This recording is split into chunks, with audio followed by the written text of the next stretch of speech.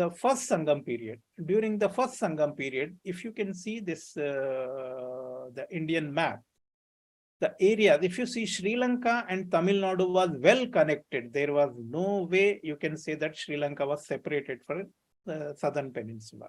It was part of Indian Tamil Nadu, Sri Lanka. And a Tamraparni river used to flow from Tamil Nadu to Sri Lanka. So well connected with the Tamil Nadu. Sri Lanka was not an island during the Rigvedic period, 11,200. In actually first Sangam period, Sri Lanka was not at all a Dvipa. So then Madurai was the capital. That was actually South Madurai. Probably existed somewhere closer to this Tamraparni river as per my assessment. So we need to do the lot of marine archaeology and then find out the remains of the Ten Madurai and Kavatapuram submerged closer to that Tamraparni river.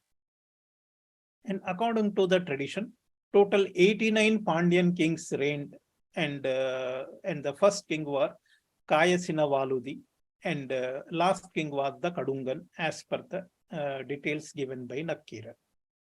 Then Agastya, Irayanar, Agastya himself, Rishi Agastya, Irayanar Shiva, Kumaravel, he was the Kartikeya. They were the earliest, the most prominent kavis or prominent heads of the Sangam period who actually chaired the various Sangams during the Vedic period. Then Agattiyam, Irayanar, Agattiyam is a text on Tamil grammar. Agastya, probably he presently the whatever Agastiyam available that has been recompiled during the second Sangam period.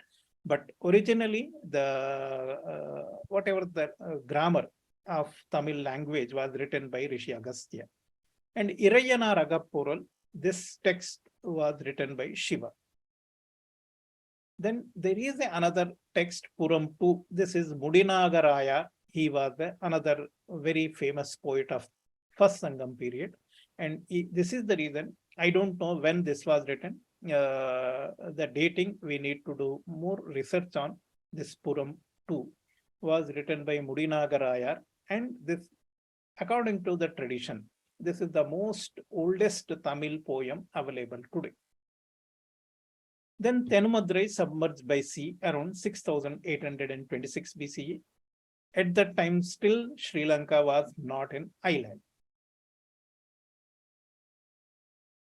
And according to the Aditya Kunallur, he mentioned that almost 700 kavatams of area was submerged by sea. That much land was lost at the end of first Sangam period. Then the second Sangam period, during the beginning of second Sangam period, that meltwater pulse 1 sea, that actually led to the sea level rise by 7 to 8 meters. And finally, Sri Lanka became an island after 6000 BC. Pandyas shifted their capital from Kavatapuram, then Madurai to Kavatapuram. Then Valmiki Ramayana refers to Kavatapuram. Then 59 important kings reigned for 3700 years. That is the Vendir Chelian was the first king and Mudittirumaran was the last king of this second Sangam period. And the details of the poets attended the Sangam period was Markandeya, Valmiki, Gautamanar, Tolkapya. So now you can, these are the, if we consider this as the chronological list, the Tolkapya has to be dated in the second Sangam period. So it gives a very good indication that Tolkapyam was written before Mahabharata era. Presently, modern historian date Tolkapyam somewhere 800 AD or something. But actually, the Tolkapyam was written even before Mahabharata era.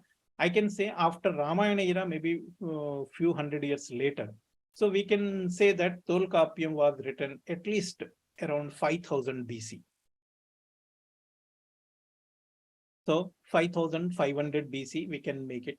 And then he was in the court of one Jaya Mahakirti. He was the Pandyan king at that time. Then Panniru Padalam was collectively written by Tolkapiyar and his 11 schoolmates during that time. So certainly Tolkapiyar lived after Valmiki. It means after Ramayana era.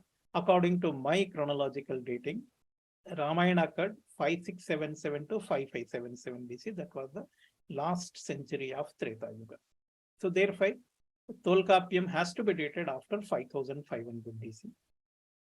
And Mahabharata also refers to Kavatapuram, where the Sri Krishna attacked the city of Kavatapuram. And these are the certain references.